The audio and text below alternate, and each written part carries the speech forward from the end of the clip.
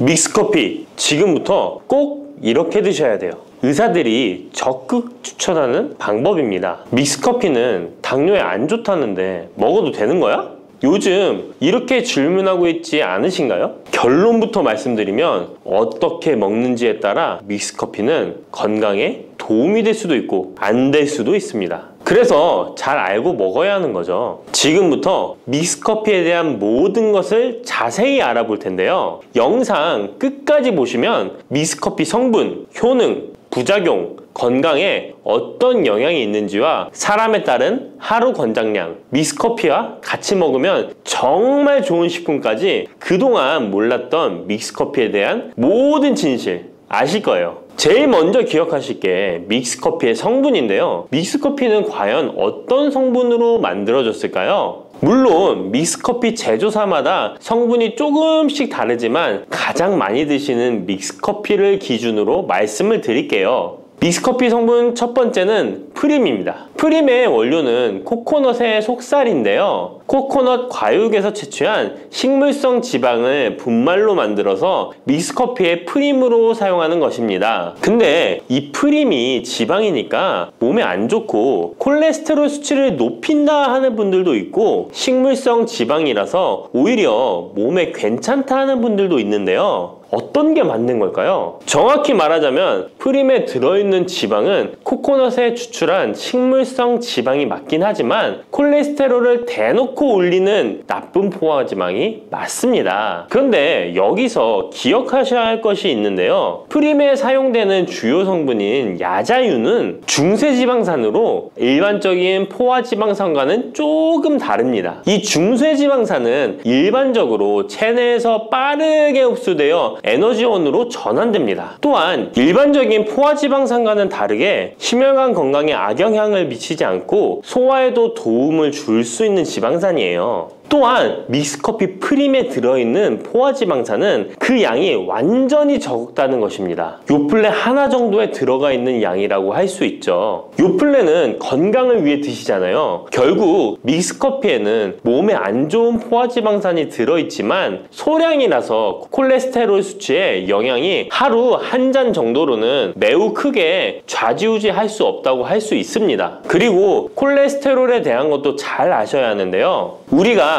식사하면서 섭취하는 콜레스테롤은 약 20%를 차지하고 나머지 80% 정도는 필요한 만큼 신체에서 자연적으로 합성됩니다. 그렇기 때문에 단순히 커피 한 잔 정도를 마신다고 해서 콜레스테롤 수치가 급격히 올라가거나 건강에 이상을 끼칠 정도의 영향을 주지는 않는다는 거죠. 믹스커피 성분 두 번째는 설탕입니다. 설탕은 당 성분으로 칼로리가 높아서 당연히 몸에 안 좋은 걸로 알고 계실 거예요. 더군다나 믹스커피에 들어있는 설탕은 정제 과정을 거친 백설탕이라 일반적인 설탕보다 흡수 속도가 어마어마하게 빠릅니다. 즉 믹스커피를 마신 후 만족감을 쉽게 느끼는 것은 그만큼 흡수율이 빠르기 때문인데요. 이 당이 소화 과정을 거치지 않고 곧바로 혈액에 녹아들게 됩니다. 왜 안 좋은지 아시겠죠? 근데 여기서 반전이 있어요. 믹스커피에는 설탕이 5g 정도밖에 안 들어있다는 건데요. 쉽게 설명하자면 우유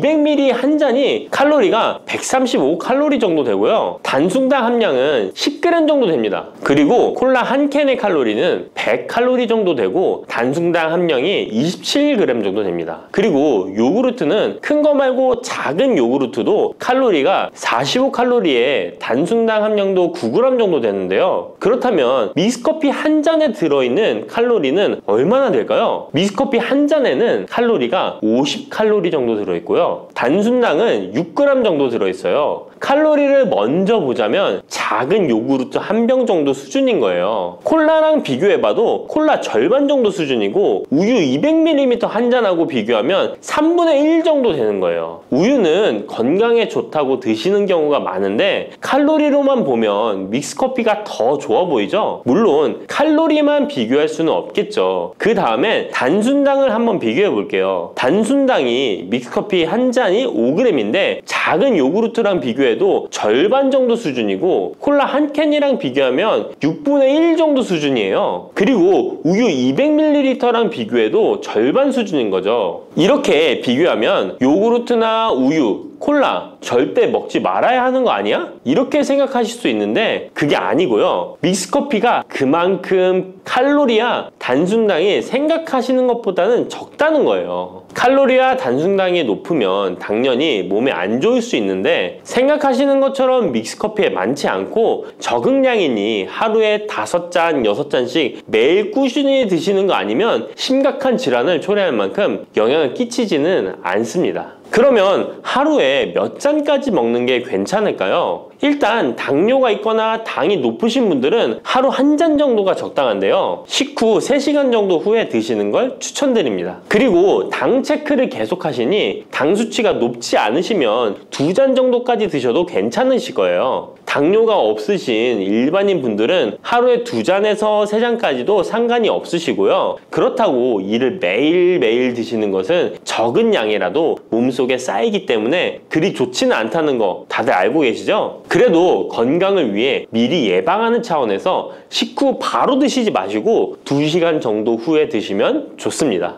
믹스커피의 성분 3번째는 커피에 들어있는 카페인입니다. 카페인에 대해 설명하기 전에 믹스커피도 일반 커피처럼 커피가 들어가 있기 때문에 커피 성분이 주는 효능이나 부작용도 나타날 수 있습니다. 먼저 커피의 효능을 보자면 커피의 효능 첫 번째, 암 예방 효과입니다. 미국 건강 매체 캔서 헬스에 따르면 ITPR3라는 물질은 대장암에서 간 전이에 기여하는 유전자의 발현을 유도해서 도미노 효과를 유발하는 물질인데 특별한 억제제는 아직 없지만 커피를 마시는 사람들에서 카페인이 이 ITPR3에 대한 억제 효과를 보인다는 것을 발표했고 카페인 섭취와 대장암 재발 및 사망률의 관계를 추적한 결과 하루 4잔 이상 커피를 마신 환자들이 전혀 마시지 않은 사람들에 비해 생존율이 현저히 향상된 것으로 규명된 바 있는 연구도 진행했었습니다. 이런 실험을 진행하면서 커피의 카페인에 대한 효능들이 지금까지 다양하게 연구되고 있는데요. 그렇다고 해서 커피를 무조건 많이 드시란 이야기는 아니고 또 믹스커피 자체가 이런 효능이 있다는 말도 아니에요. 커피에 카페인에 대한 몇 가지 실험을 이야기 드린 거고요. 그만큼 카페인에 대한 너무 부정적인 인식을 변화시켜 보시라고 말씀드리는 거예요. 커피의 효능 두 번째는 기억력 회복 효과입니다. 서울대 식품생명공학부 교수님께서 쥐의 인지 능력을 실험했는데요. 쥐를 물에 빠뜨린 뒤 안전한 장소에 도착하는 시간을 측정해 봤더니 평균 10초 정도 걸렸습니다. 그 쥐들에게 기억력을 손상시킬 수 있는 물질들을 투입하고 같은 실험을 했을 때 안전한 장소를 발견하는데 최대 40초가 걸렸습니다. 이 쥐들은 두 그룹으로 나눠 한 그룹은 하루에 3잔의 커피를, 다른 그룹은 6잔의 커피를 주입했습니다. 그 결과 하루 3잔의 커피를 준 쥐들은 20초로 빨라졌습니다. 그런데 하루 6잔을 주입한 쥐들은 거의 정상으로 돌아왔고 평균 10초 정도 걸렸습니다. 이런 결과에 따르면 커피가 기억력 회복에 확실히 도움이 되었다고 할 수 있는 실험도 있다고 간략히 소개해드리는데 참고로 이 실험에서는 일반 카페인 커피와 디카페인 커피 두 종류를 같이 실험했는데 거의 똑같은 효과를 보였습니다.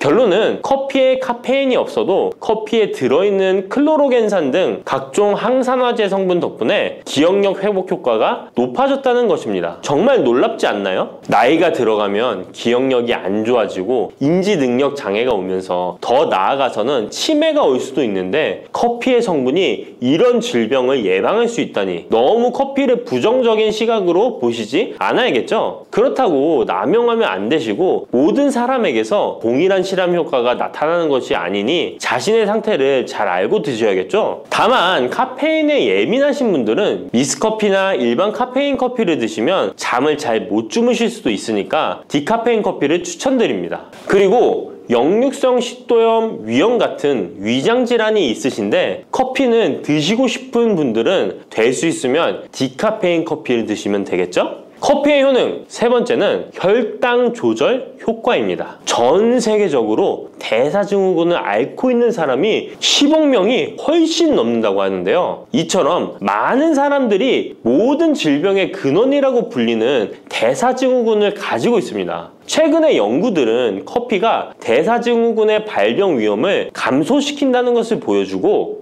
대사증후군의 발병 위험률을 감소시킨다는 것을 보여주고 있는데요. 커피에 대한 매우 흥미로운 연구 논문을 소개하겠습니다. 이 연구는 하루에 5잔의 카페인을 마신 사람들과 카페인이 없는 커피를 마신 사람들을 비교했습니다. 카페인 커피를 마시는 사람과 카페인 없는 커피를 마시는 사람은 커피를 마시지 않는 사람에 비해 당 섭취 2시간 후 혈당이 13.1%나 크게 떨어졌습니다. 이 외에도 카페인의 혈당에 관계된 실험들도 많이 존재하는데요. 카페인도 적절한 용량, 그렇다고 음료에 들어가 있는 합성 카페인을 말씀드리는 건 아닙니다. 적절히 섭취하면 큰 부작용 없이 드실 수 있다는 것을 말씀드리는 거예요. 커피 효능, 네 번째는 다이어트 효과입니다. 다이어트라는 사람들이 운동하기 전에 커피를 마시고 나서 운동을 한다면 카페인이 신진대사를 빠르게 함으로써 운동 효과를 증진시키기 때문에 체중 감량에 도움을 줄 수 있습니다. 뿐만 아니라 커피에는 카페인 성분이 포함되어 있는데요. 당연하게도 믹스커피에 포함된 커피에도 카페인이 포함되어 있고요. 이런 카페인은 적절한 용량을 섭취한다면 신체적 피로 해소와 소화기능 개선과 같은 효능을 누릴 수 있습니다.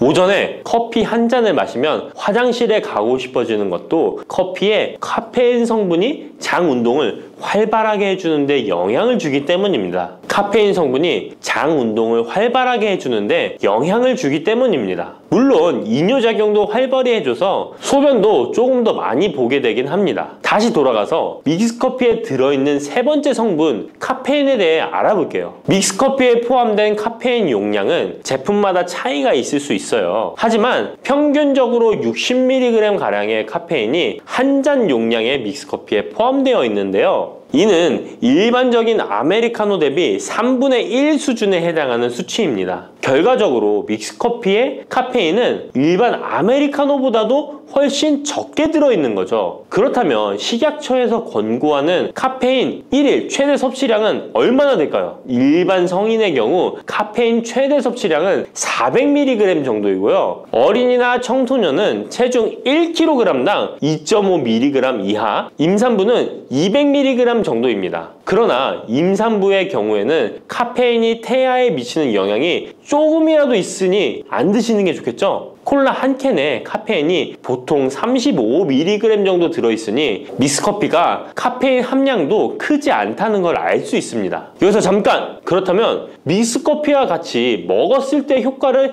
극대화시킬 수 있는 식품이 있을까요? 커피와 같이 먹으면 좋은 음식, 첫 번째는 강황입니다. 노란 빛깔의 강황가루를 넣은 커피를 골든 라떼라고도 부르고 있습니다. 강황이 몸에 좋다는 사실이 알려지면서 이미 미국과 유럽 등 전 세계적으로 엄청난 인기를 끌고 있는 새로운 종류의 커피 중 하나인데요. 강황에 함유된 커큐민 성분에는 강력한 항염 효과를 지니고 있어서 체내의 염증 유발 물질을 억제하며 암세포가 발생하고 증식되는 위험을 낮춰줍니다. 또한 우울증을 완화하는 데도 도움이 되며 기억력을 개선하고 치매를 예방하는 등의 다양한 효능을 가지고 있습니다. 강황 커피는 커피 한 컵에 강황 한 티스푼을 넣어 마시면 좋은데요. 강황 속의 커큐민은 우리 몸에 굉장히 흡수되기 어려운 성질을 가지고 있습니다. 그래서 세계적으로 유명한 원료 기업들은 각 기업마다의 커큐민 흡수율을 높인 특허 원료를 만들어내곤 하는데 간단하게 흡수율을 높일 수 있는 방법이 있습니다. 바로 후추입니다. 미국 텍사스 주립대학에서 실시한 연구 결과 강황의 커큐민은 후추의 페페린과 만나면 흡수율이 2000%까지 높아지는 것으로 나타났습니다. 강황 커피에 후추를 아주 살짝 넣어 드시면 건강 개선 효능을 높일 수 있으며 만약 향이 강하다고 느껴지신다면 우유를 조금만 넣어 드셔도 아주 좋습니다. 믹스커피와 같이 먹으면 좋은 음식 두 번째는 계피입니다. 커피에 계피를 넣으면 아주 향긋한 커피를 즐길 수 있어요. 후추와 정향에 이어 세계 3대 향신료 중 하나인 계피는 이미 수천 년 동안 약재로 사용되어 왔으며 여러 연구를 통해 계피의 다양한 효능이 입증되어 왔습니다. 커피의 원료 생산지인 멕시코에서도 커피에 시나몬 스틱을 넣은 커피를 즐겨 마신다고 합니다. 미국 당뇨협회가 발표한 연구에 따르면 제2형 당뇨병 환자에게 계피를 투여하자 혈당 중성지방 수치는 낮아지고 좋은 콜레스테롤 수치는 높아졌다고 해서 블랙커피에 계피 2분의 1 티스푼을 넣은 후에 섞어 마시는 것이 황금 비율이라고 하니 한번 참고해서 드셔보시면 좋을 것 같네요. 특히 혈액순환에도 아주 좋습니다. 믹스커피와 같이 먹으면 좋은 음식 세 번째는 생강입니다. 강력한 항산화 성분을 가진 생강은 커피에 넣어 함께 곁들여 마시면 생강의 알싸한 맛이 부드러워지면서 향긋한 생강커피를 즐길 수 있습니다. 생강의 매운맛을 내는 쇼가올과 진저롤 성분이 혈중 콜레스테롤을 낮춰서 동맥경화나 뇌경색 등을 예방하며 항염, 항암 효과가 뛰어나서 암을 유발하는 종양세포의 성장을 억제하는 등의 다양한 효능을 지니고 있습니다. 특히 기관지를 확장시키는 효과가 있어서 기관지염이나 천식, 비염을 달고 사시는 분들은 자주 섭취하시면 아주 좋습니다. 추가로 생강에는 디아스타제라는 단백질 분해 요소가 있어서 식후 커피에 생강가루를 넣어 마시면 장 운동을 촉진해 더부룩한 속을 해소하는 데에도 도움을 얻을 수 있습니다. 드시는 방법은 커피 한 컵에 생강가루 한 티스푼을 넣어 드시면 되고, 생강의 맛이 걱정되신다면 처음에는 조금씩 넣어서 서서히 맛을 익혀가는 것도 좋은 방법이라고 할 수 있습니다. 제가 말씀드린 방법이 무조건 믹스커피를 먹어라 먹지 말아라 하는 말은 아니고, 믹스커피에 대한 오해와 건강을 걱정하시는 분들께 어떤 식으로 먹으면 조금이나마 건강에 대한 걱정을 덜게 만들어 줄까 하는 의문에서 시작한 것이기 때문에 오해 말고 편안하게 들어주시면 좋겠습니다. 혈관을 깨끗하게 하고 당뇨를 예방하려면 땅콩을 이렇게 드셔야 합니다. 여러분, 땅콩 좋아하시는 분 있으신가요? 저는 땅콩과 건어물을 안주로 참 좋아하는데요. 이런 맛있는 땅콩이 건강에 좋은 효능들이 많다는 것 혹시 아시나요? 심심풀이 땅콩이라는 말이 있을 정도로 땅콩은 우리에게 매우 친숙한 음식인데요. 하지만 땅콩의 그 놀라운 효능을 제대로 아는 분은 많이 없을 거예요. 땅콩이 얼마나 우리 몸에 좋은 영향을 미치는지, 그리고 어떻게 섭취하면 더 좋은 효과를 볼 수 있는지 땅콩에 대해서 자세히 알아보겠습니다. 어렸을 적에 키가 작은 친구를 땅콩 같다고 놀리지 않으셨나요?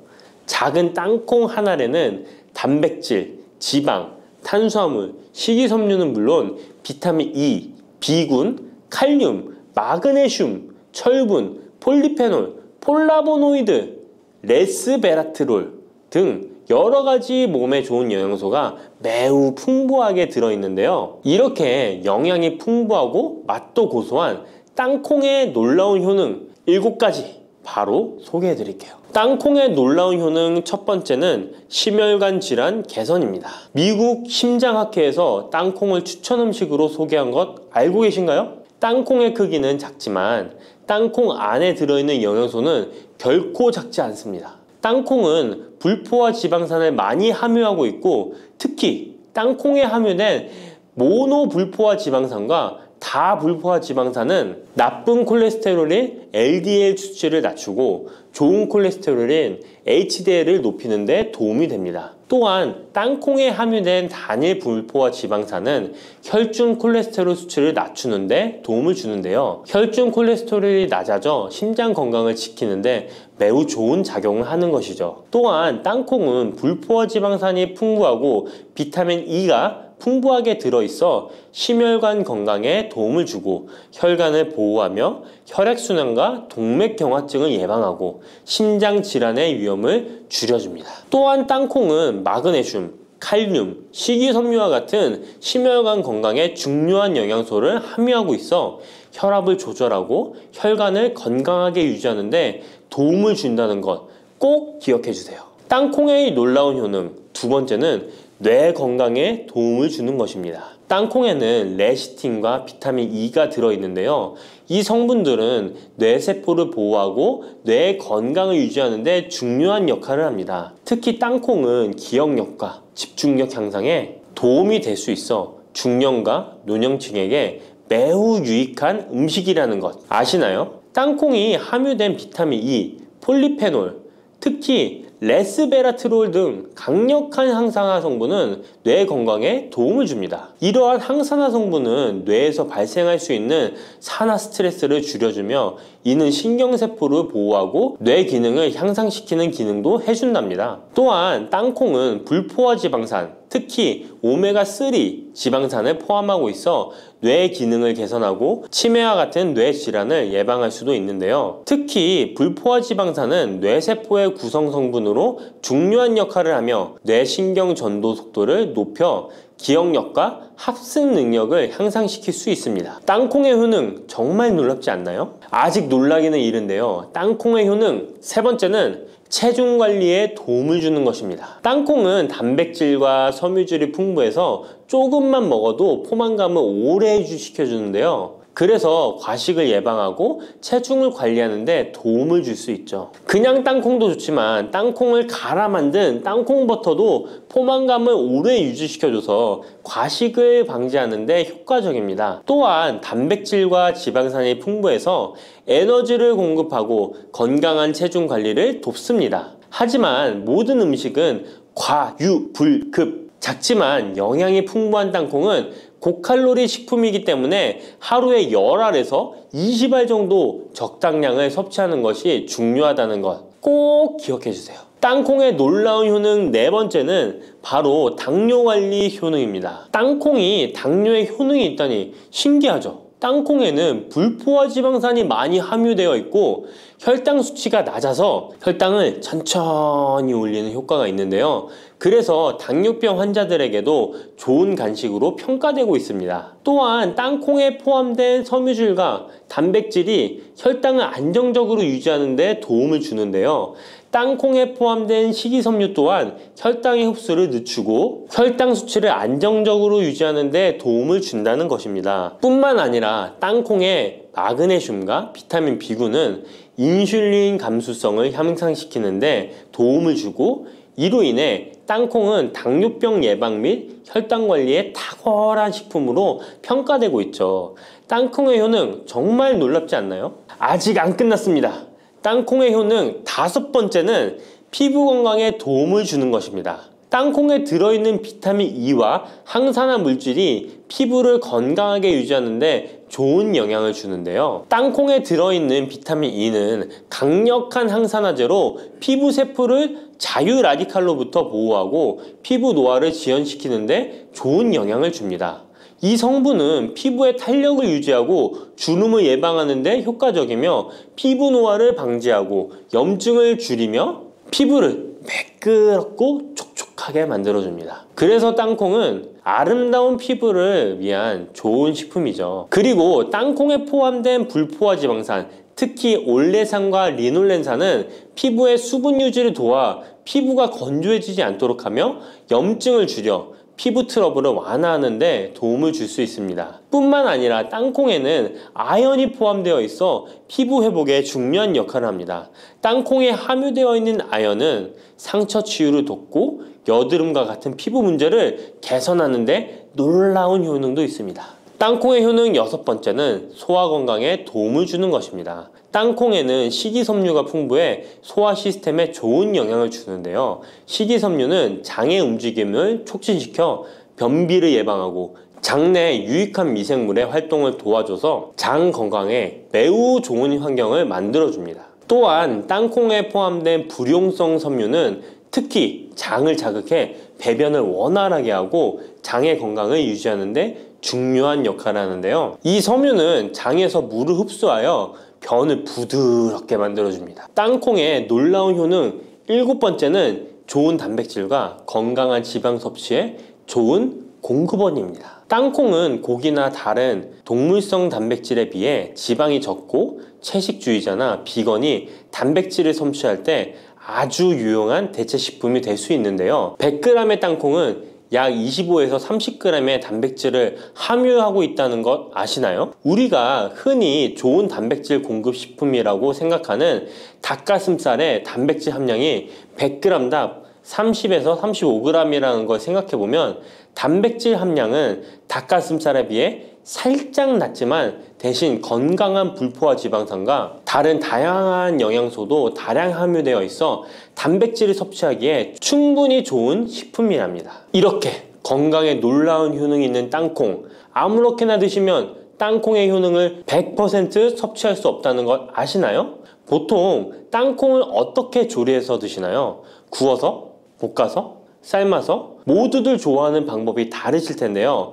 생땅콩을 먹는 것이 가장 좋다라고 들으신 분들도 있으실 거예요. 과연 땅콩을 가공하지 않고 생으로 먹는 것이 가장 좋은 방법일까요? 정답은 아니오입니다. 생땅콩에는 독성이 있을 수 있는 물질인 아플라톡신이 포함되어 있을 수 있기 때문에 이를 피하기 위해서는 반드시 충분히 익혀 먹어야 하는데요. 볶거나 구운 땅콩은 아플라톡신을 제거할 수 있어 안전하게 섭취할 수 있지만 그보다는 땅콩을 삶아서 먹는 것이 더 건강에 좋다는 것 알려드릴게요. 땅콩을 삶았을 때 더욱 건강에 좋은 이유 몇 가지가 있는데요. 바로 알려드릴게요. 첫 번째, 삶은 땅콩은 볶은 땅콩에 비해 항산화 성분이 더 많습니다. 볶을 때 일부 항산화 성분이 파괴될 수 있고, 또한 땅콩의 껍질에는 폴리페놀과 레스베라트롤이 풍부하게 함유되어 있기 때문에 땅콩을 볶은 뒤 버리는 껍질은 이런 몸에 유익한 성분들을 섭취할 수 없기 때문입니다. 두 번째, 삶은 땅콩은 과일산이 더 적고 식이섬유도 풍부한데 이로 인해 소화가 더 용이합니다. 세 번째,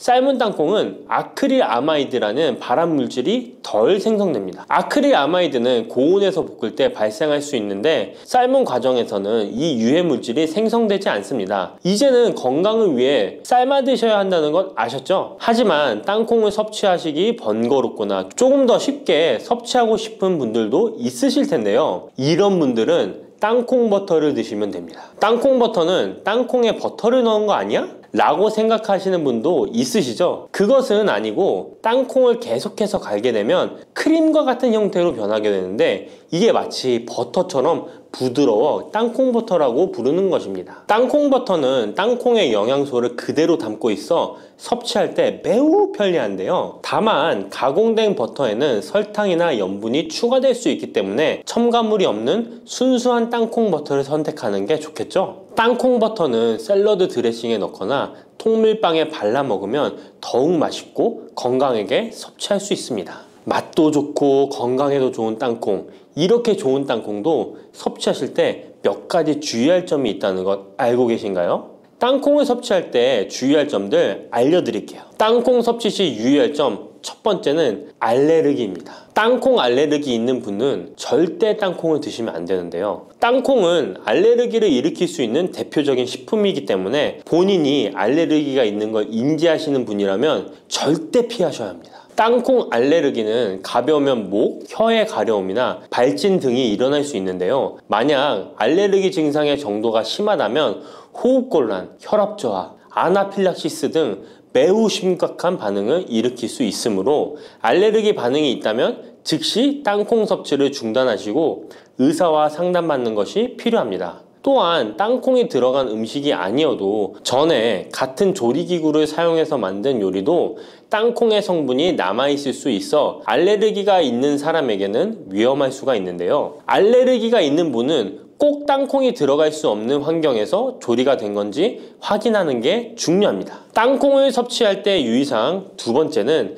과다 섭취입니다. 고소한 땅콩은 손으로 집어먹기도 쉬워서 한 번 먹기 시작하면 하나, 둘 계속 입으로 들어가게 되는데요. 하지만 이렇게 계속 먹다간 아무도 모르는 사이에 체중이 증가할 수 있습니다. 땅콩은 고칼로리 식품이기 때문인데요. 하루 권장 섭취량은 약 10알에서 20알 정도 넘기지 않도록 주의하시고 적당량을 섭취하는 것이 중요합니다. 세 번째, 땅콩 섭취 시 주의할 점은 염분과 설탕이 추가된 가공식품을 피하는 것입니다. 땅콩이 몸에 좋다고 해서 시중에 판매되는 땅콩 버터나 땅콩 과자까지 좋은 것은 아닌데요. 땅콩의 겉면 위에 염분이나 설탕이 많이 포함된 제품들이 있습니다. 이러한 제품을 자주 섭취하면 혈압 상승이나 당뇨 유발 등의 문제가 발생할 수 있으므로 첨가물이 적은 제품을 선택하는 것이 좋습니다. 또한 땅콩 버터를 섭취할 때도 뒤에 성분표를 꼭 확인하셔야 하는데요. 맛으로 먹는 거라면 상관없지만 건강을 위해서 땅콩 버터를 섭취하시는 것이라면 100% 땅콩으로만 만들어진 제품인지 살펴보시고 구매해야 합니다. 땅콩 섭취 시 유의할 점 네 번째는 보관이 잘 된 땅콩을 섭취해야 하는 것입니다. 땅콩이 건조된 식품이라고 생각해서 실온에 대충 보관해 놓진 않으셨나요? 땅콩은 고지방 식품으로 지방산이 많이 포함되어 있기 때문에 산패가 될 수 있는데요. 산패된 지방산은 인체에 유해한 물질인 과산화지질을 생성할 수 있으며 이는 세포와 조직에 손상을 일으킬 수 있습니다. 땅콩이 보관 상태가 부적절해지면 곰팡이가 자주 발생하는데 이 곰팡이는 아플라톡신이라는 독소를 생성할 수 있습니다. 아플라톡신은 강력한 발암 물질로 알려져 있으며 장기적으로 섭취할 경우 간에 손상을 주거나 간암을 일으킬 수 있는 위험한 물질이죠. 따라서 땅콩을 보관할 때는 통풍이 잘 되고 건조한 장소에 보관해야 하며 곰팡이가 발생한 땅콩은 절대 섭취해서는 안 됩니다. 들깨를 이렇게 드시면 당뇨와 혈당이 싹 사라지고 치매도 예방할 수 있어요. 들기름, 들깨하면 무엇이 생각나시나요? 들기름에 북어와 미역국을 구수하게 볶아 시원한 북어 미역국을 끓여 먹어도 정말 맛있죠? 건강에도 좋다는 이 들기름과 들깨 잘못 먹으면 암에 걸리고 혈관 건강에도 악영향을 줘서 치매도 유발할 수 있다는 사실 알고 계셨나요? 들깨의 효능과 어떻게 먹을 때 건강을 해쳐 암에 걸리고 치매를 유발하는지, 그리고 어떻게 먹는 것이 건강하게 먹는 방법인지, 어떻게 보관하는 것이 가장 좋은 방법인지 들깨에 대한 모든 것 알려드릴게요. 나이가 들면서 산책하기도 힘들고 관절이 쑤시고 무릎 통증 때문에 힘드시지 않으신가요? 들깨의 첫 번째 효능은 바로 관절염에 좋다는 것입니다. 무릎이나 관절 통증 때문에 병원에서 진통제를 처방받으시잖아요. 이때 처방받는 진통소염제의 역할은 몸속에 프로스타글란딘이라는 물질의 생성을 억제해서 통증을 막아주는 건데요. 들깨 속에는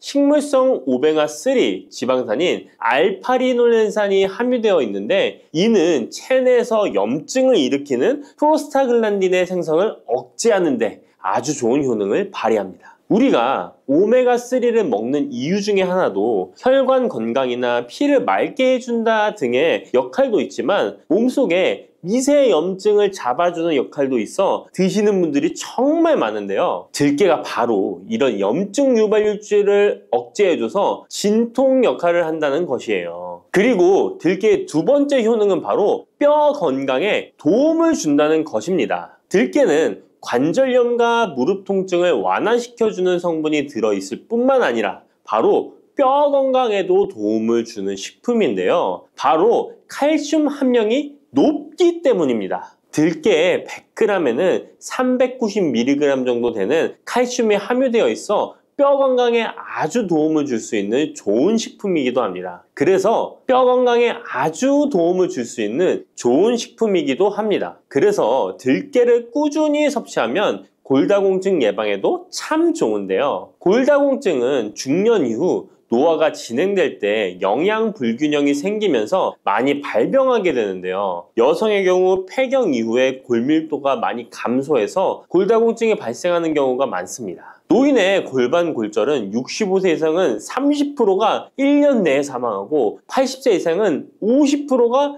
2개월 내에 사망할 수 있으므로 노인의 뼈에 대한 관리는 매우 중요한데요. 골다공증의 관리는 뼈 건강을 유지하고 골절 위험을 줄이기 위해 중요합니다. 뼈 건강을 위해 들깨 꾸준히 섭취하는 게 좋겠죠? 나이가 들면서 깜빡깜빡하는 일이 잦아지고 기억력이 떨어져 고민되시는 분이 많으시죠? 이제 걱정하지 마세요. 세 번째 들깨 효능은 바로 뇌 건강, 뇌신경을 튼튼하게 해주고 기억력을 높여주며 치매를 예방하는 데 도움을 준다는 것입니다. 이렇게 좋은 효능이 있는 이유는 들깨에 바로 아까 잠깐 말씀드린 오메가3가 풍부하게 함유되어 있기 때문입니다. 오메가3는 등푸른 생선에 많이 함유되어 있다고 알고 계시잖아요. 이것은 동물성 오메가3고요. 식물성 오메가3인 알파리놀렌산이 들깨에 많이 함유되어 있는데요. 들깨에 함유된 지방산 중에서 60%가 바로 알파리놀렌산입니다.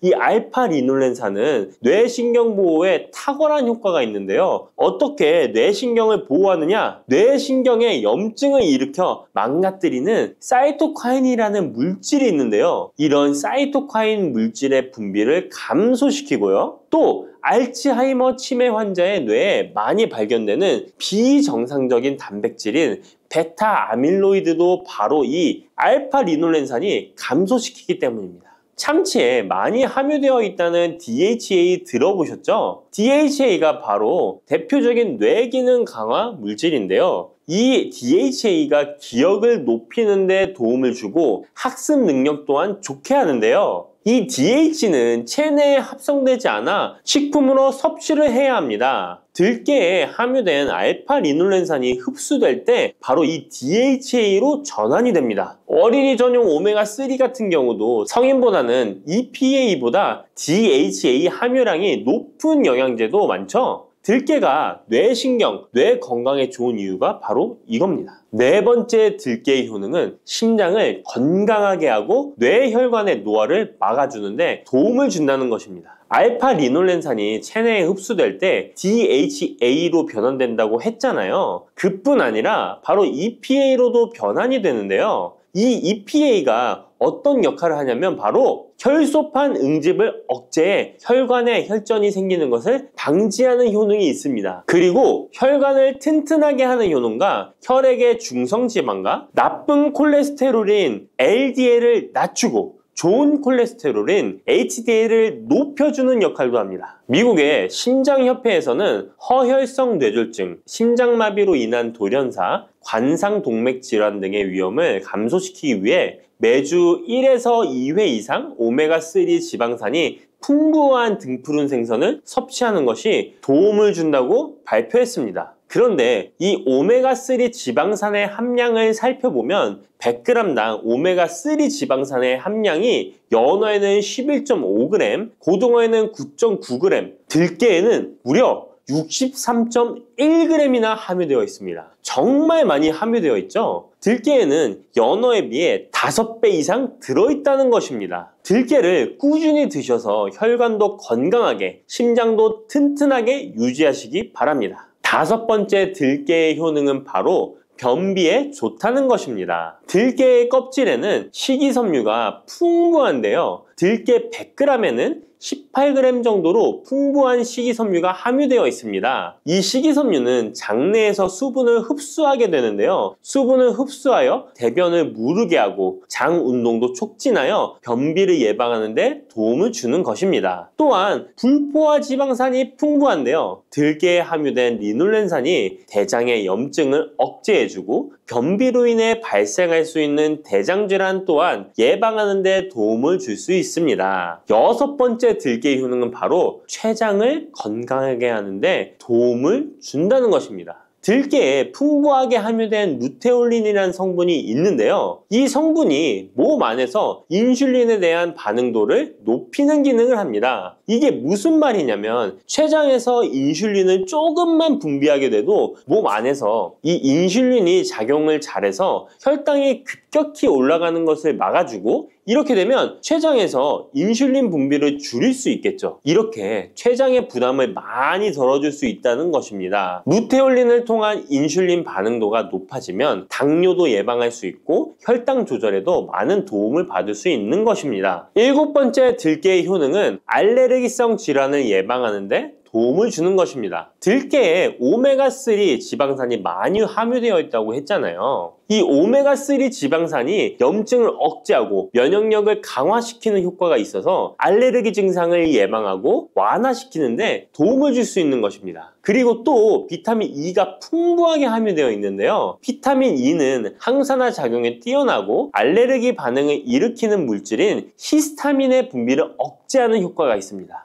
알레르기에 처방받는 항히스타민제와 비슷한 기전이라고도 어찌 보면 볼 수 있겠죠. 여덟 번째 들깨의 효능은 빈혈에 좋다는 것입니다. 들깨 100g에는 철분이 약 14mg 정도로 함유되어 있는데요. 이는 시금치의 약 2배에 해당됩니다. 시금치보다도 철분 함량이 높아 빈혈에 도움을 줄 수 있는 것이고, 그뿐만 아니라 들깨에 함유된 비타민 B1, 2는 조혈작용을 도와주는데요. 조혈작용이란 혈액 속의 혈구를 만들어내는 과정을 말합니다. 빈혈이 있는 분들이 들깨를 꾸준히 드신다면 빈혈을 개선하는 데 많은 도움을 받을 수 있는 것이죠. 자, 그런데 이렇게 좋은 들깨도 가장 취약한 단점이 있습니다. 그것은 바로 열에 약하고 쉽게 산패된다는 것입니다. 일반적으로 통들깨보다는 들기름으로 많이들 섭취하게 되시는데요. 이 들기름을 짤 때의 방법이 중요합니다. 보통은 200도 이상으로 들깨를 달달 볶아서 기름을 짜게 되는데요. 이때 몸에 좋은 오메가3 지방산이 대부분 파괴가 됩니다. 그래서 들기름을 드실 때는 저온에서 압착한 기름을 사용하시는 것이 좋습니다. 저온에서 압착한 기름은 제가 하단 링크에 있으니까 잘 구경해 보세요. 저온 압착유 또는 생들기름이라고도 하는데요. 이 기름을 요리에 사용할 때에도 열에 오랫동안 가열하지 마시고 요리가 끝나갈 무렵에 들기름을 넣어주시거나 먹기 직전에 드레싱을 하여 드시는 것이 좋습니다. 들기름은 또한 산패가 쉽게 되는데요. 들기름이 산패되면 벤조피렌이 생성되게 되는데 이게 1급 발암물질입니다. 산패된 들기름을 지속적으로 드시게 되면 발암물질을 계속 먹게 되는 것이죠. 그래서 들기름의 사용기한을 지켜주시는 것이 좋은데요. 보통은 2달 이내로 드시는 것이 좋고, 개봉을 하셨다면 1달 이내에 소비하시는 것을 권장드립니다. 보관 방법도 정말 중요한데요. 신문지나 검은 비닐 등으로 감싸서 빛을 차단하고 밀봉한 상태에서 반드시 냉장 보관하시기 바랍니다. 만약 실온에 두신다면 들기름의 산패는 급속히 진행되기 때문입니다. 그런데 이 들기름을 오래 보관할 수 있는 방법도 있는데요. 그것은 참기름과 섞어서 보관하시는 것입니다. 참기름에는 비타민 E와 세사몰이라는 성분이 있는데요. 이 성분이 산패를 막아주는 데 도움을 줍니다. 이 세사몰이라는 성분은 참기름을 고온에 볶거나 기름을 짜는 과정에서 생성되는 물질인데요. 이 때문에 다른 기름에 비해 참기름이 산패가 느리고 지속성이 좋은 것이죠. 그래서 들기름과 참기름을 7:3 또는 8:2 정도로 섞어서 보관하시면 조금 더 오래 보관하실 수 있습니다. 그런데 들깨를 기름으로 드시게 되면 들깨 껍질을 섭취할 수 없는데요. 들깨 껍질에 몸에 좋은 식이섬유와 대표적인 항산화 물질인 폴리페놀 성분들을 다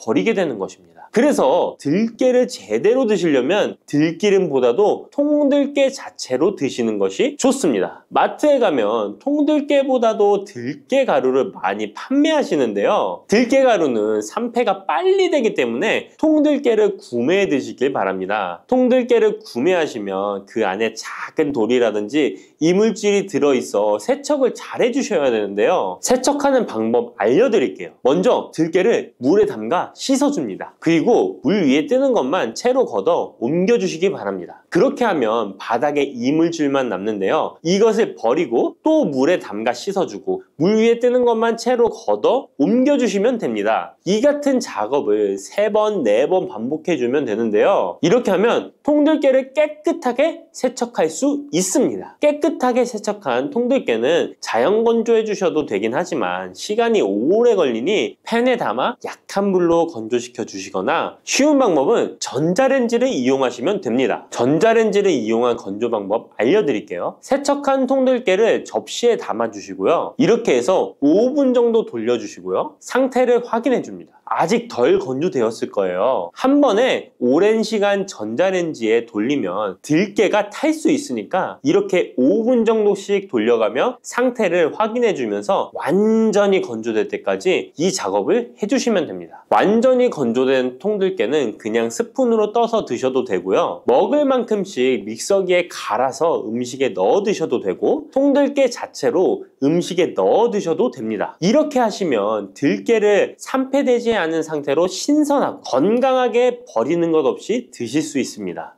바다의 불로초, 해조류의 왕이라는 별명을 갖고 있는 김.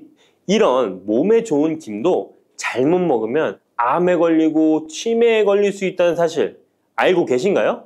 아무리 좋은 음식도 제대로 알고 드실 때 건강을 지키는 보약이 될 수 있는 것이죠. 식탁 위에 빼놓을 수 없는 반찬, 김의 효능 5가지. 김을 드실 때 주의해야 될 분들, 그리고 김과 함께 먹으면 보약이 되는 최고의 음식과 김을 굽는 방법, 좋은 김을 고르는 방법까지 김에 대한 모든 것 알려드릴게요. 입맛도 없고 마땅한 반찬도 없을 때 김 하나만 있어도 밥 한 그릇 뚝딱 해치울 수 있지 않나요? 저도 마찬가지지만 저희 아이들도 김 하나만 있어도 반찬 투정 안 합니다. 이렇게 밥 반찬으로도 최고지만 요즘 전 세계에서 우리나라 문화에 열광을 하며 우리나라 음식에도 관심이 많은데요. 최근에는 특히 바로 이 김에 대한 관심도 높아졌습니다. 냉동김밥이 어마어마하게 많이 팔리면서 김에 대한 인기도 높아져 과자처럼 간식으로 김을 많이 먹고 있다고 하네요. 전 세계적으로 선풍적인 인기를 끌고 있는 김의 첫 번째 효능은 바로 뇌를 건강하게 해서 치매를 예방하는 데 좋다는 것입니다. 김에는 뇌신경을 활성화시키는 비타민 B1과 비타민 B2가 풍부하게 들어있는데요. 이 비타민들이 뇌세포의 건강을 유지하고 신경 전달 물질을 생성하는 데 도움을 주어 기억력을 향상시키고 뇌를 계속해서 활성화시켜줍니다. 또한 미네랄 성분들이 풍부하여 뇌 기능을 활성화하는 데 도움을 주어 치매를 예방할 수 있습니다. 그리고 김에는 포피란이라는 수용성 식이섬유가 풍부하게 함유되어 있는데요. 이 포피란은 혈관 내에 나쁜 콜레스테롤 LDL 수치를 떨어뜨려주는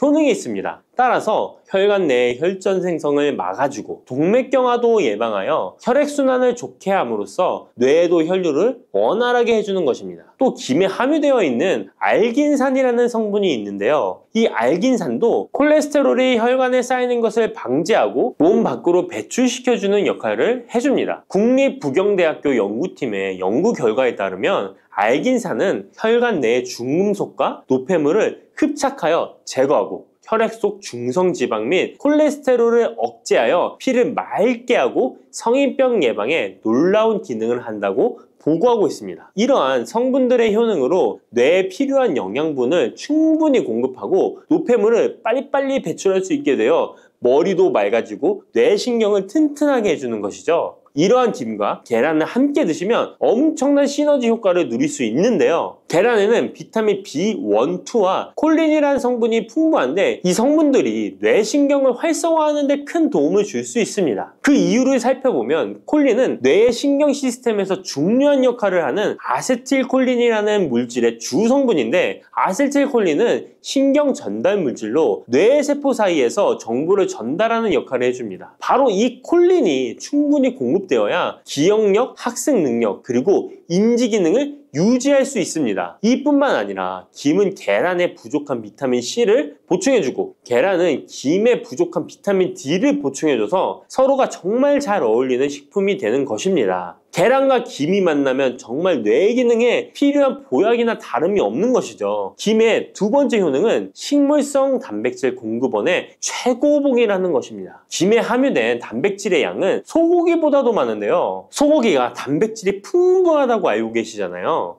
소고기 100g당 단백질의 함량은 20g이고요. 김 100g당 단백질의 함량은 30g입니다. 소고기보다 김에 단백질이 많이 들어있다니 놀랍지 않나요? 마른 김 5장에는 계란 1개에 함유된 단백질의 양이 들어있다고 합니다. 그런데 이 단백질에 식물성 단백질과 동물성 단백질이잖아요. 이 둘을 함께 먹을 때 더 흡수가 잘 되어 건강에 좋은데요. 이 김과 계란을 함께 먹을 수 있는 정말 좋은 방법 알려드릴게요. 김 계란말이는 많이들 해드시잖아요. 반찬으로 만들어 먹기도 편하고 맛도 좋아 많이들 드시는데요. 그것 말고 계란김전을 알려드릴게요. 먼저 김을 먹기 좋은 크기로 잘라주시고요. 한쪽에 놓아줍니다. 적당한 용기에 계란을 깨주시고요. 속은 한 꼬집으로 약간 간을 해줍니다. 다음에 계란을 풀어줍니다. 이제 김을 2장씩 포개어 계란물을 앞뒤로 잘 묻혀준 다음에 기름을 두른 팬에다 부쳐주시면 됩니다. 정말 쉽죠? 이렇게 김과 계란을 함께 드시면 맛도 좋고 건강도 챙길 수 있는 밥상 위에 보약이 된답니다. 세 번째 김의 효능은 항산화 작용입니다. 몸 안에 활성산소가 많아지게 되면 활성산소가 세포를 공격하여 노화시킬 뿐 아니라 암세포로 변이시켜 암을 발생시키기도 하는데요. 김에는 이런 활성산소를 제거시켜 줄 수 있는 강력한 항산화 물질인 베타카로틴이 풍부하게 함유되어 있습니다. 대표적인 강력한 항산화 물질인 베타카로틴은 당근에 많이 함유되어 있다고 다들 알고 계시잖아요. 당근보다 김에 베타카로틴이 더 많이 함유되어 있습니다. 당근 100g에는 5.516mg이 함유되어 있고 김 100g에는 무려 22,500mg이나 함유되어 있습니다. 당근보다도 4배 정도 많은 베타카로틴이 함유되어 있는 것이죠. 놀랍죠? 오늘 놀랄 일이 많은 것 같네요. 이 베타카로틴은 우리 몸속에서 비타민 A로 전환이 되는데요. 비타민 A 하면 무엇이 생각나시나요? 네, 생각하고 계신 건 맞습니다. 바로 눈이죠, 눈. 비타민 A는 시력을 보호하고 야맹증을 예방하는 데 도움이 되는 것입니다. 또한 김에 단백질이 많이 함유되어 있다고 했잖아요. 이 단백질이 비타민 A와 만나면 로놉신이라는 성분이 생성되는데요. 이 로놉신이 시력을 보호하고 야맹증을 예방하는 역할을 하는 것입니다. 당근이 눈 건강에 좋다고 많이들 드시는데 당근보다도 김에 더 많이 함유되어 있다는 사실 꼭 기억하시기 바랍니다. 네 번째 김의 효능은 골다공증 예방에 도움을 준다는 것입니다. 김에는 칼륨이 풍부하게 함유되어 있는데요. 칼슘 하면 떠오르는 식품이 있죠. 바로 우유인데요. 우유 100g에는 칼슘이 110mg 함유되어 있고 김 100g에는 칼슘이 490mg이나 함유되어 있습니다. 김에는 우유보다 무려 4배 많은 칼슘이 함유되어 있는 것이죠. 나이가 들면서 특히 여성분들이 골다공증 발병률이 높아 힘든 경우가 많으신데요. 저희 어머니도 골밀도가 낮아져 병원에서 처방을 받아 약을 드시더라고요. 주변에도 중년의 나이를 넘어서고 계신 분들 중에 골다공증으로 약을 드시는 분들이 많으신데요. 우리나라 사람들의 부족한 영양소가 바로 칼슘이라서 이런 현상이 나타나는 것입니다. 칼슘이 부족하면 뼈가 약해지고 점점 골밀도가 낮아져서 골다공증이 발병하게 되는 것인데요. 김에 함유된 칼슘은 특히 우리 몸에 흡수가 잘 되어 정말 좋습니다. 우유보다 4배 많은 칼슘을 가지고 있는 김을 평소에 충분히 드신다면 골다공증 예방에도 도움을 받을 수 있습니다. 김을 드실 때에도 먹는 방법을 알고 드시는 게 좋겠죠. 김의 영양소를 잘 흡수할 수 있도록 먹는 방법이 있는데요. 김을 구울 때 어떻게 하시나요? 보통 기름을 김에 바르고 불에 구워 드시잖아요. 그렇게 하시면 안 되고요. 마른 김을 아무것도 바르지 않은 달궈진 팬에 앞뒤로 5초씩 살짝 구운 다음에 들기름을 발라 드시면 됩니다. 이 김에 열을 가하게 되면 김에 함유된 영양소들의 체내 흡수율이 높아지게 됩니다. 이 들기름을 굽기 전에 바르지 않고 구운 후에 바르는 이유는 들기름이 열에 약해서 들기름을 바른 채로 굽게 되면 들기름이 산패되어 오히려 건강을 해칠 수 있기 때문입니다. 열을 가하지 않은 들기름을 바르면 들기름의 불포화 지방산이 또 혈관을 깨끗하게 해줘서 더욱 건강한 식사를 하실 수 있습니다. 이 5번째 김의 효능은 당뇨를 완화시키는 데 도움을 준다는 것입니다. 당뇨병이 있는 분들은 비타민 B1, 2가 결핍되어 있는 분들이 많은데요. 김에 바로 이 비타민 B1, 2가 풍부하게 함유되어 있어 당뇨를 완화시키는 데 도움이 되는데요. 2017년 한국식품과학지에 실려있는 연구에서 당뇨 환자들이 김을 섭취하면 혈당 수치를 낮추는데 도움이 된다고 보고했습니다. 이는 김에 함유된 비타민 B1, 2 때문이라고 밝혔습니다. 당뇨 환자는 비타민 B1, 2가 결핍되기 쉬운데요. 그 이유는 비타민 B1, 2는 고기에 보통 많이 함유되어 있는데 당뇨 환자의 식단은 채식인 경우가 많아서 비타민 B1, 2를 섭취할 수 있는 기회가 적어지기 때문입니다. 또한 당뇨 환자에게 처방되는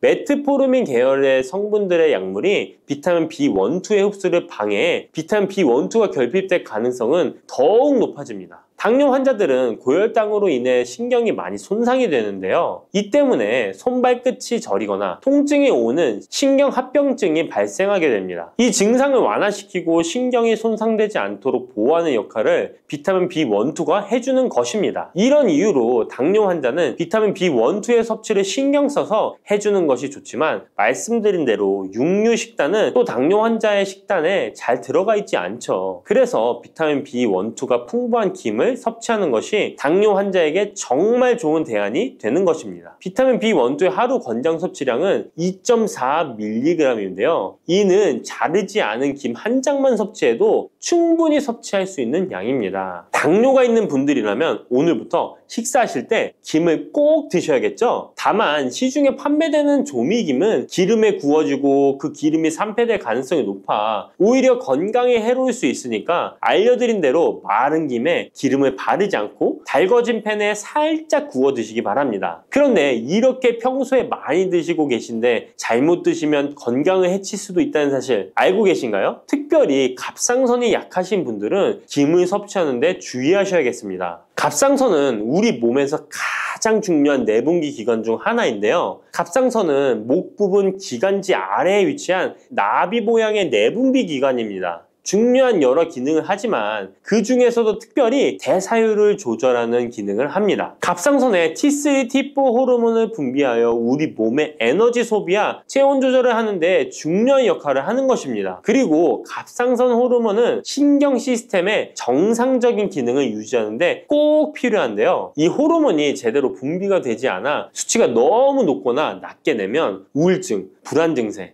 기억력 감퇴 등의 문제가 발생할 수도 있습니다. 이 갑상선 호르몬 중에 요오드가 있는데요. 김에 이 요오드가 풍부하게 함유되어 있습니다. 요오드가 부족하면 체중이 늘어나고 탈모가 생길 수 있으며 만성 피로에 힘들어질 수도 있습니다. 세계보건기구에서는 요오드가 부족하면 뇌세포가 손상되고 치매가 발생할 수도 있다고 보고하고 있습니다. 이렇게 중요한 요오드, 김에 풍부하니 먹어야 되는 거 아닌가? 생각하실 수 있잖아요. 맞는 말씀이지만 예외가 있습니다. 갑상선이 약하신 분들은 김 섭취에 주의해야 된다고 했잖아요. 갑상선 저하증이나 항진증이 있는 분들이 김을 많이 드시면 오히려 건강을 해칠 수 있습니다. 건강하신 분들은 김을 많이 드셔도 호르몬 조절이 되어 문제가 없지만 갑상선에 문제가 있어 호르몬 조절이 잘 안 되는 분들은 이 요오드의 수치가 높아지게 되면 체내의 활성산소가 증가하게 되어 염증을 일으키고 갑상선염을 유발하며 심해지면 갑상선 암으로 발전시킬 수도 있습니다. 우리 한국인의 식단에는 이미 요오드의 함량이 높기 때문에 김을 조금만 드셔도 요오드의 수치가 금방 높아질 수 있습니다. 따라서 갑상선에 문제가 있는 분들은 김을 드실 때 주의하셔야 하는 것입니다. 그렇다고 요오드가 풍부한 해조류와 같은 음식을 아예 드시지 말라고 말씀드리는 게 아니라 과량 섭취만 주의하시고 적정량은 드셔도 괜찮습니다. 그렇다면 갑상선에 문제가 있는 분들이 김을 드실 때 해결 방법이 없을까요? 있습니다. 그것은 바로 마늘과 함께 드시는 겁니다. 대표적인 강력한 항암식품이 마늘이잖아요. 마늘에는 셀레늄이라는 성분이 풍부합니다. 이 셀레늄은 다량의 요오드로 인해 발생되는 활성산소로부터 갑상선을 보호하는 역할을 하게 되는 것입니다. 그래서 건강기능식품 기능성 원료로서 유해산소로부터 세포를 보호하는 작용을 한다는 효능을 가지고 있다고 우리나라 식약처에서도 인정을 해주고 있죠. 그리고 갑상선 호르몬의 생성을 도와 갑상선에 문제가 있는 분들이 드시면 호르몬 문제를 해결하는데 도움이 되는 것입니다. 또한 김에 함유된 알긴산이라는 성분이 콜레스테롤이 혈관에 쌓이는 것을 방지하고 몸 밖으로 배출시켜주는 역할을 한다고 알려드렸는데 바로 이 마늘과 함께 드시면 이 효능이 배가 돼서 혈관에 혈전이 생기는 것을 막아주어 혈관 건강에 최고의 보약이 되는 것입니다. 이렇게 좋은 김 아무거나 드시지 마시고요. 좋은 김 고르는 방법도 알려드릴게요. 좋은 김은 검붉은색을 띠며 살짝 반짝이는 윤기가 있고 냄새 없이 담백한 맛이 나는 것입니다. 그리고 구웠을 때 녹색빛이 선명하게 나타나며 물에 불렸을 때는 잘 녹고 김을 담갔던 물이 맑을수록 좋은 김이라고 할 수 있습니다. 이 김은 저희 하단 링크에 있으니까 링크 한번 보시고 김을 사시기 바랍니다.